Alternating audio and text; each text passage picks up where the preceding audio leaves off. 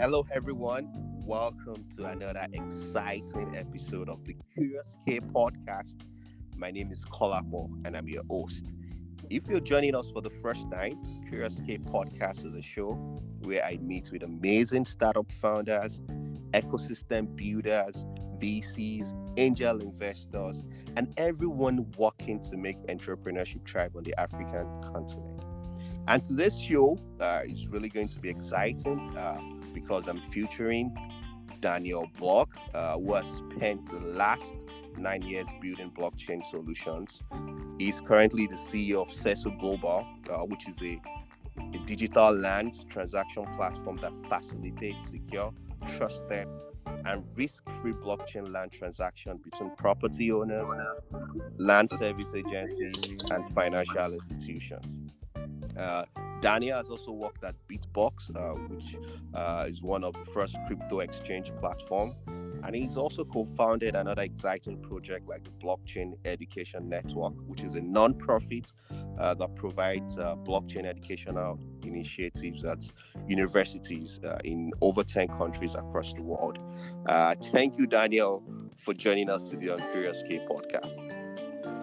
Thanks, Kalapo. It's a pleasure to be here. Yeah, look forward to our discussion. Absolutely. Yeah, so Daniel, let's just get into it. You studied biological sciences at the University of Michigan. So how did that evolve to you being a player in the blockchain space? Yeah, for sure. So it's quite far from what I actually ended up doing, and I think somewhere in the U.S. as to Nigeria as all over the world is a lot of times what you study in university, right, doesn't have to really align with what you end up doing. Really, what happened was when I was in school, and like a lot of young people, I had not met so many people who had done entrepreneurship and really understood what the concept was. I had a friend in university who used to run around our dorm this is in 2011 and tell everyone about Bitcoin. This is when Bitcoins were $2, and it was the next big thing. And it was still like kind of early days, and didn't fully understand, but I really loved the passion and like really seeing first time someone who's really dedicated to innovation and entrepreneurship. And so, really got excited and started getting more and more involved. We talk more about through community meetups.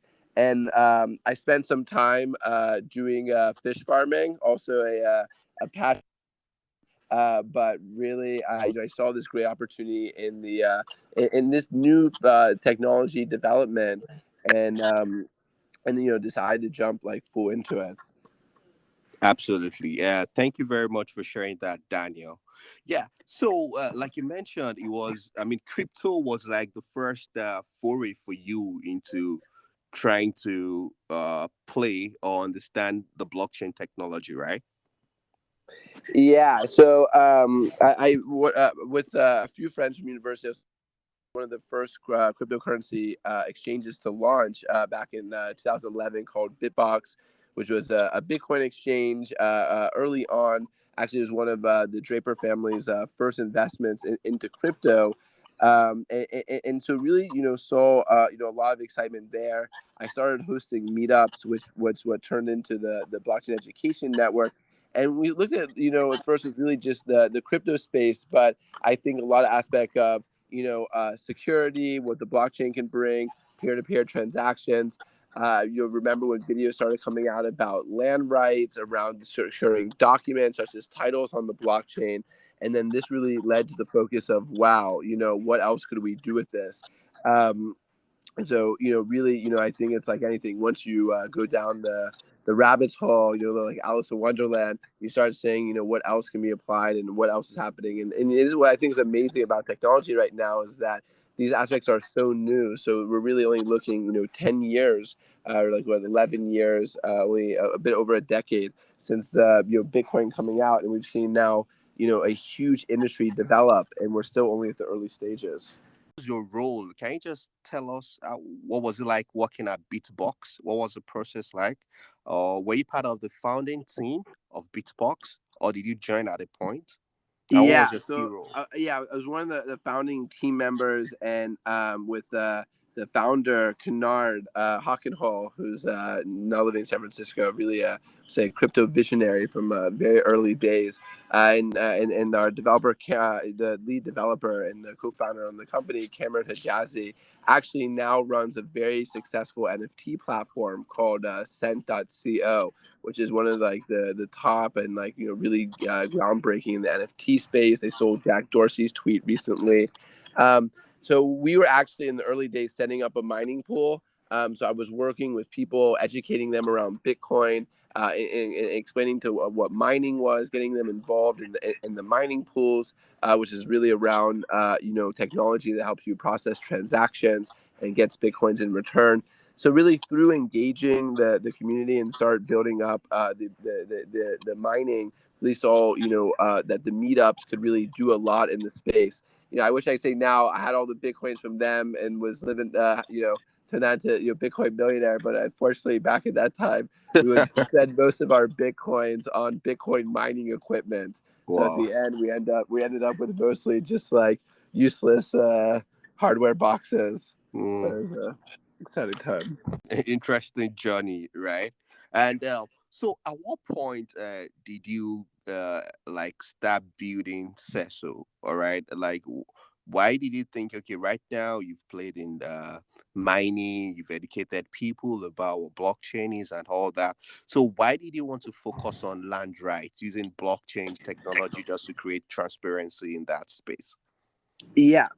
So great question, and I can explain how like the transition really came about. And so really looking at, I would say me, I'm really someone who's passionate about technology that can really be transformative and impacting lives. Bringing impacting real economies and really growth of nations. And so we're looking at different blockchain utilizations. I was running meetups in Michigan. I found out about other universities having meetups. We created this organization that's, as you mentioned, still around today, the Blockchain Education Network.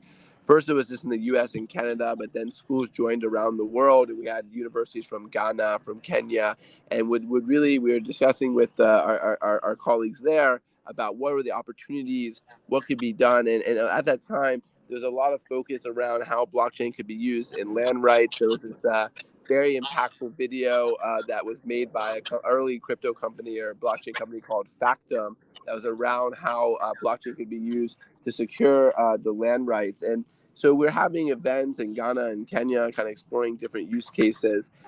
Fortunately, I was applying for a lot for grants, which is something I encourage any entrepreneur to. It's really a numbers game to make sure you're always writing grants, always applying for competitions, really, putting your name and your ideas out there. And we received a grant to do this pilot in Ghana with the Ghana Lands Commission. That was around a pilot of digitizing a small area of Accra using blockchain technology. The learnings from this pilot with the government really is what led then to building out Seso. Um, and we started in Ghana. But I'm sure, as we all know, Ghana is, I think, a great market. It's really, really, is growing very fast. But we realized, like, if we wanted to reach the scale, we really needed to have a play in Nigeria and utilize some of our partners there. So it's been, a very exciting journey, and I think really, building any startup is really around like seeing what the market feedback is and pivoting, the solution to fit the truly the problem statement. So, what was the adoption like in Ghana? You mentioned you work with the Light Ministry in charge of lands, right? So, what was the adoption like building that solution, educating people in government and villagers? What was the process like just trying to get people to buy into this technology in Ghana and maybe in Yes. Nigeria? Yeah. So look, I think I was going to like the general philosophy on blockchain that I think that the blockchain, like anything, is a tool, like the internet. It's a tool that provides, that can be utilized to solve a specific problem. So with any blockchain solution, there definitely needs to be like a thought of, how is this going to work though, for the end user. Is blockchain really the end solution? Or is the blockchain a means to providing a solution, a technology that facilitates a service? So I think with any, would say the blockchain, like anything, is not a magic wand. and we can't think that just having this technology is really going to solve it, because what is the blockchain at the basis? Really, it's it's a we're looking at a secure database where the transactions can be monitored, and we can be ensured that the data put on that the data put on, if we check it later, has not been altered, and we can trust the provenance. But if you put bad data onto a blockchain, right, it's still bad data, at the Mhm. end of the day. Yeah. And so with Seso, we try to say is we have the blockchain as a technology, but that's solving a service of providing an end user with a legitimate way to purchase. So when we launched in Ghana, it was a very interesting learning experience. We did this pilot with around a few hundred properties in an area called East Legon.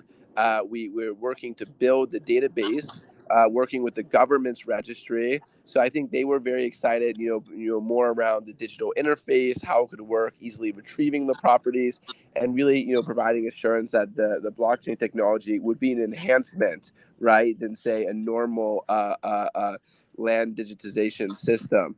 And so we did a small area, but if we look at the real problem statement of why we are trying to digitize the registry, which is around making it easier to buy property, making it easier to get a mortgage.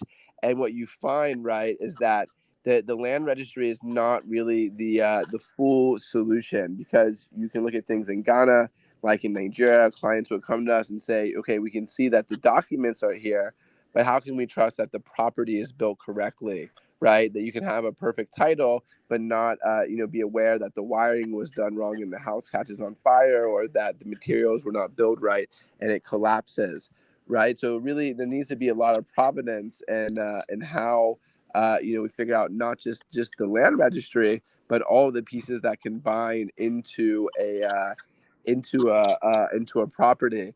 So kind of this experience with the registry led us to seeing that potentially that this would the solution could better be served as a private sector solution. So the research, we'd say that we piloted it and was a success for what we were trying to do, but it didn't really solve that end problem of making it easier to buy, making it easier to for banks to lend.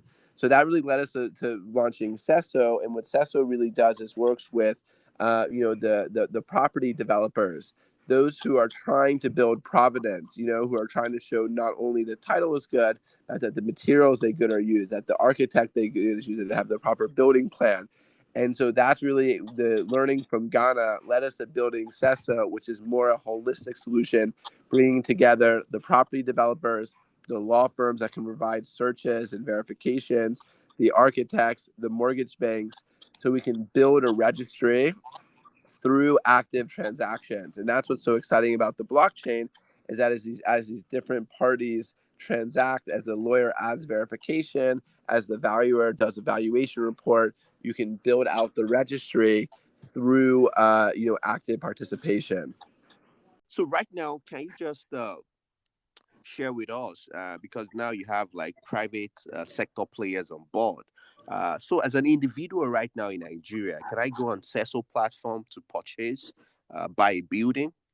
Yeah, Or definitely. Great question. So, of course, you can go on the CESO website or download our app on Android or iOS, and you can view properties available in Ghana and in Nigeria. Nigeria, we're operating in Lagos, and so we have higher end properties. We have more affordable housing. We have land options that people can purchase, and so really like a full array of options. And so, what you can be assured of, though, if you go to Seso, is that we've done the verifications on these properties. We've checked the titles. We've seen the properties in person. Not just anyone can list on the Seso platform. Only verified property developers can come onto the marketplace.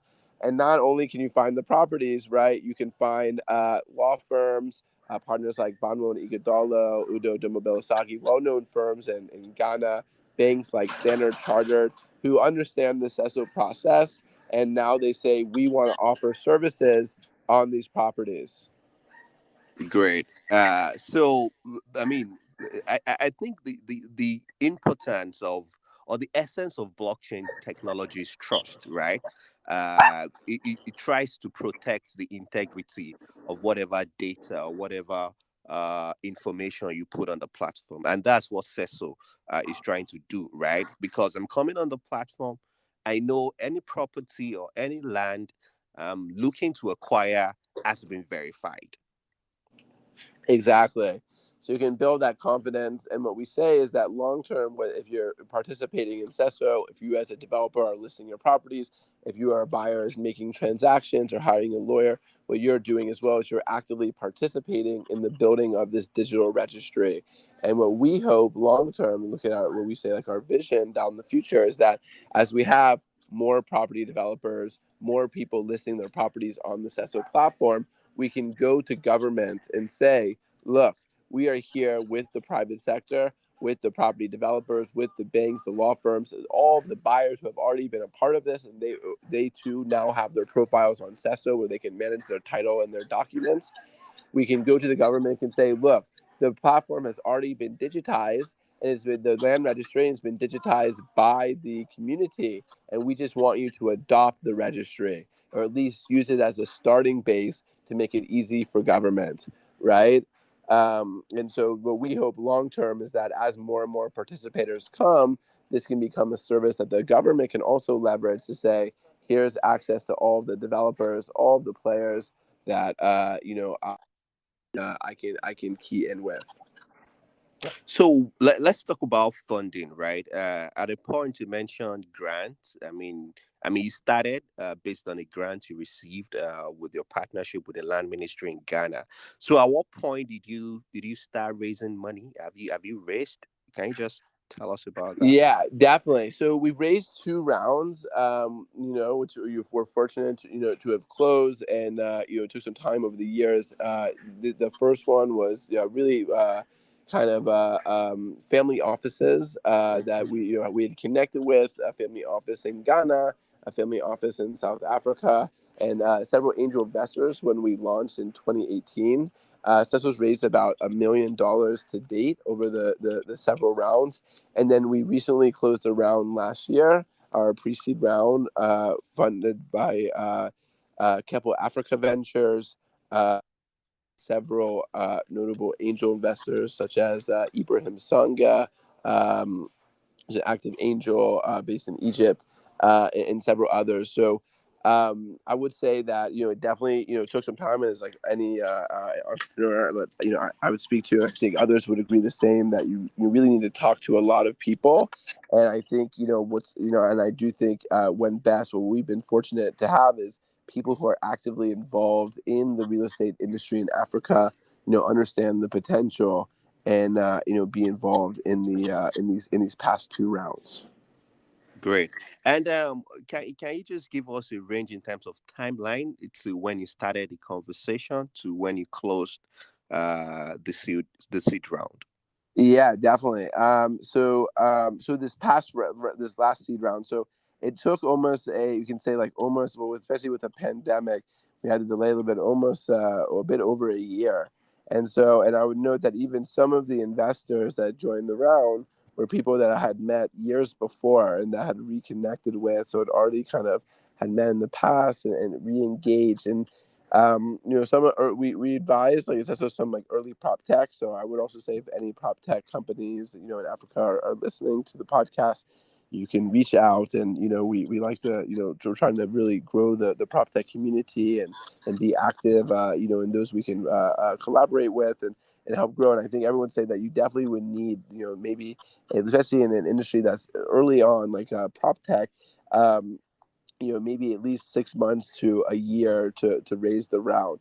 We also did some of the investment as rolling investment, which I would also think, most entrepreneurs would definitely agree with, is that, if there also are investors that want to maybe invest before the round closes, to do the best to get those people, especially if they're impact investors, to maybe invest, put their money in early while the round, right, is still closing. All right. Thanks for sharing that. Because I mean, I work with quite a number of entrepreneurs, and trying to let entrepreneurs, early stage businesses understand the funding process because it can be tiring at a point. Yeah, it's you know, exhausting. I have conversation with some entrepreneurs that are like, wow, this is taking me so long. What is happening? I've been having conversation. They're telling me to send in documents. I've been sending document. What is happening? You know, I mean, I just think it's important for people to understand this take time. There is need for patience, but as entrepreneurs, I mean, you want to move very fast as well. So there is need for that balance. When trying to raise funding, and like you mentioned, I mean, this came from the relationship you've built over the years, and for people that are also interested in the real estate industry. So there is a there is a match, and you also have uh, founders market fit, so to say, in that you've been a player in that space as well. So you've had years of experience building a crypto exchange and evolving into building Seso. So I just think it's important for startup founders to understand the importance of bringing these pieces together, which will help fundraising uh, in the long run. Of course, and I couldn't agree more exactly. And I was even shocked, and when we started, like you see things on TV and the movies, and everyone how things move so fast. And even sometimes in America, you can see how like potentially, at least as the way it seems on the news, that companies just start and raise money, like out of nowhere. But I definitely think even with those, it's really a long process. And even startups that like announce in stealth and raise, a lot of them have built these relationships up over years. So it's very important for I would say any startup to agree, like you're saying, be optimistic, know that you might have, I think the stat is, you probably are going to get one investor out of every 200 you talk to. So, be up there and be willing to ask, a lot. Sometimes some of our best investors have been, intros from other investors who said no. They said it wasn't right for me, but you asked that, is there anyone in your network that you could introduce us to, and really build out those relationships. So, and that's why with anything, unfortunately in the startup game or in the entrepreneurship game, that there's no way to really replicate like years of experience and network. So with that, the best thing to do is it's say, looking back, I moved to Nigeria in 2017. It's really to be patient and be active, attend events, participate in events, meet people, maybe understand that someone could be an investor, but maybe connect with them on a personal level and get to know them over time. um, and that's what I also think is very exciting about the space in Nigeria right now is growing so fast. Entrepreneurs are now becoming investors. We look at like we look at the Paystack guys, and so many. And so it's a great opportunity where there's a lot of access. Whereas maybe in America there's more happening, but it might be harder to find these people in Silicon Valley and meet them. Whereas Nigeria right now, it's a very open event. It's very open, a lot of events, a lot of opportunities to participate just by showing up. Great. Yeah. So, I mean, last year was like one of the biggest year for startups in Africa, right? Uh, we raised over $4 billion was raised in investment. What are your thoughts in terms of the growth of investment in the startup space in Nigeria, fintech, and Africa generally? Yeah, I think it's so exciting, and of course, like, I actually at first attended. I was a part of TechStars in Cape Town in South Africa in 2016, and you can see it at that point in 2016, like very things really just starting, very few funds really considering Africa in that end. And and so now it's everyone, I think all major investors, if any if Africa is not part of your plan as a global company, right, then your plan is probably not going to work out successfully, or people are looking at how they can update their strategies and plans. And so I think it's definitely to be expected because with the highest population, growth, so much young talent, really innovative ideas. And I remember even when I first, started with our crypto club, and this is in 2013, and I was our clubs in Kenya were telling me about M-Pesa, and I'm like, wow, like we don't even have anything like that in America.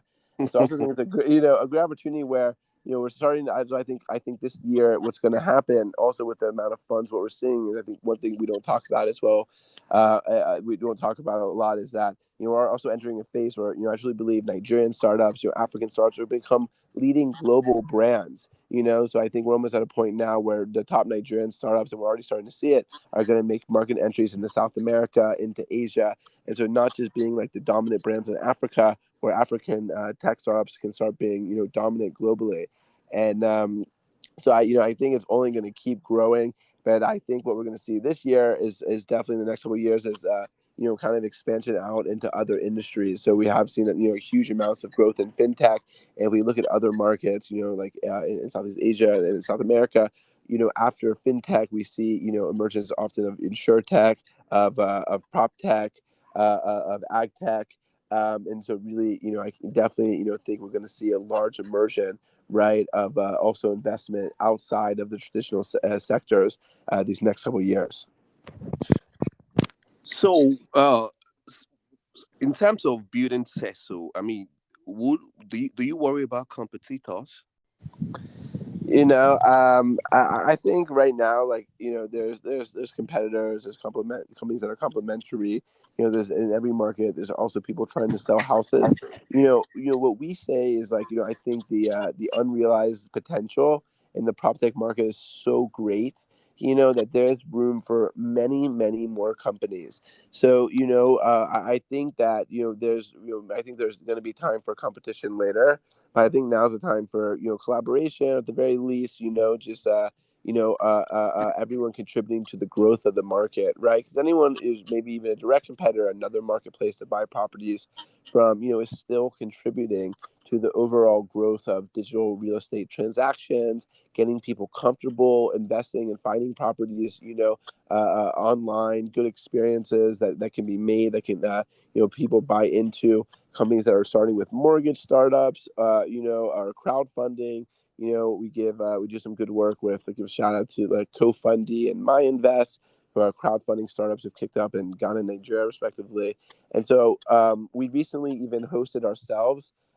You can check it on YouTube. The first was called the Africa Prop Tech Pitch Event, where we brought together 3 startups from Africa and a panel of global venture capitalists to just hear what's going on in the prop tech space. So there's also that. You look at fintech, every small fintech company that's now raising money now, even if they're doing payments, are benefiting from the growth of Paystack, from Flutterwave, from OPay, right? Because it just gets people more confident on the industry. So I would say so as a general aspect, I say yes, there's competition, but no, it's not a problem because right now we're all building out the industry, which is I think going to overall be a win for prop tech in general. Great.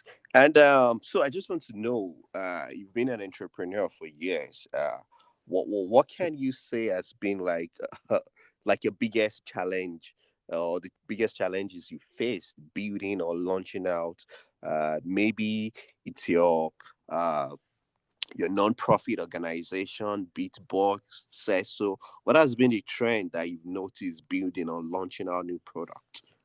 Yeah, great question. So yeah, I have definitely seen almost different things overlap, a lot of similarities, and it's always great. I think I love talking with other entrepreneurs, and seeing how things align and really lessons can be learned. So some big things I feel like I've learned and takeaways is one is extreme patience. If you want to build a startup, I think as so it is a venture builder. You have to be patient, but also very active. So make sure you're reaching out, you're there. But unfortunately, things take time, so you need to be patient. You need to follow up. People forget. You can't say, oh, this guy didn't email me, so I'm not going to work with him. You have to follow up. You have to be insistent. You have to make the case of why it's insistent. People say no, convince them why it's a yes.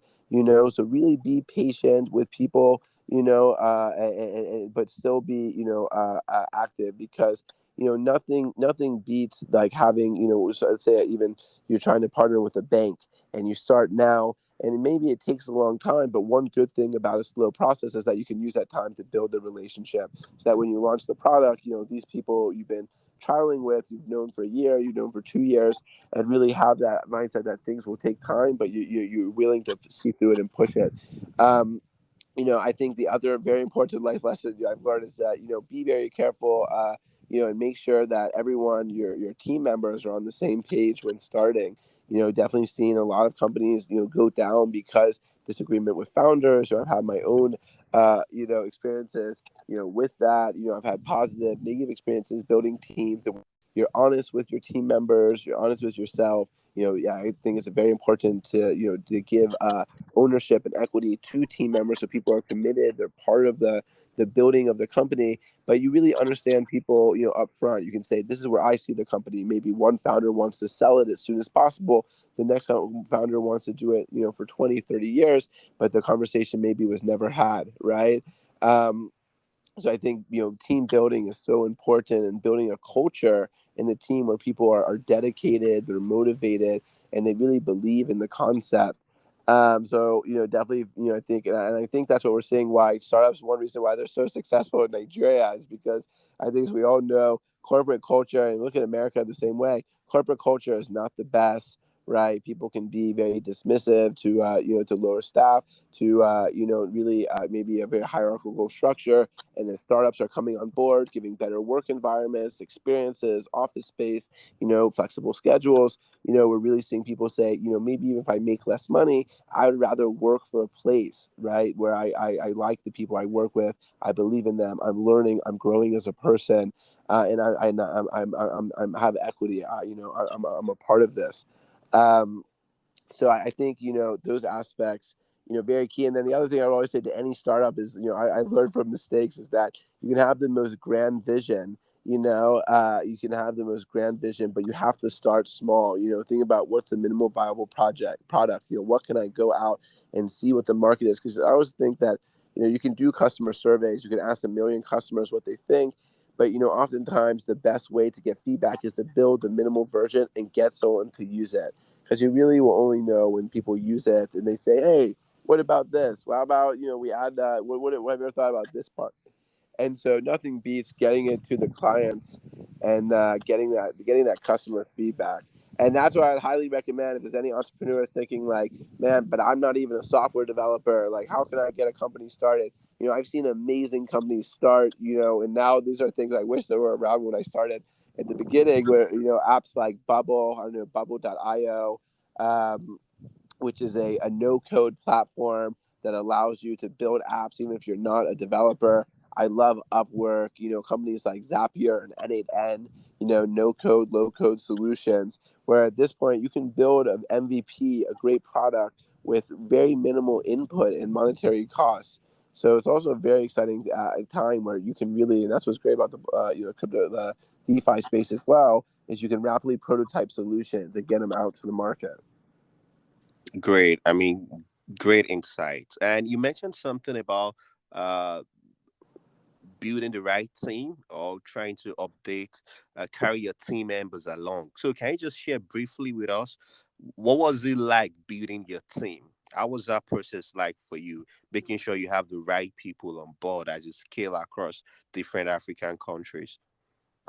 Yeah, and so I would say it's so important, and it's very good to make sure, like, the visions align. And we've had amazing experiences. Our most of our team members on average have been with the company for 4 years, and these are some of them now at this point our best friends, and like some of the people, I care very deeply about. And we all, as we say, we're building a family at the same time as a company. And so it's very important, right, to have that kind of alignment. And I always said that, of course, when you need to hire, you need to hire. You need to go out to recruit, but I've always found the best way to hire is one, meeting people. It's always good, even if people have a job. Ask them if they're interested. We've had many advisors, and that's the most common way people have come on as advisors to help us, then have joined the company. So I think it's very good to to look at for opportunities. Even if you're not hiring and you find an amazing person, it might be good to find a way. And I've always found, when I've seen, we've connected with great people that would be a part of the company. Maybe we didn't have the capital, maybe we didn't know what the resource would be, but I've always, if the person is interested and it's the right fit, it's always good to tell them, why don't you start as an advisor? Why don't you come in 1 day a month, to give us feedback? Why don't you do a talk with the team, and to start engaging these people? And that's really what's worked the best for us. So even when we came to Nigeria, you know we asked our contacts, firstly, for introductions. Also very good to get positive introductions from people you trust, where you can get positive character references and understand like what type of person they are to work with from people who know them.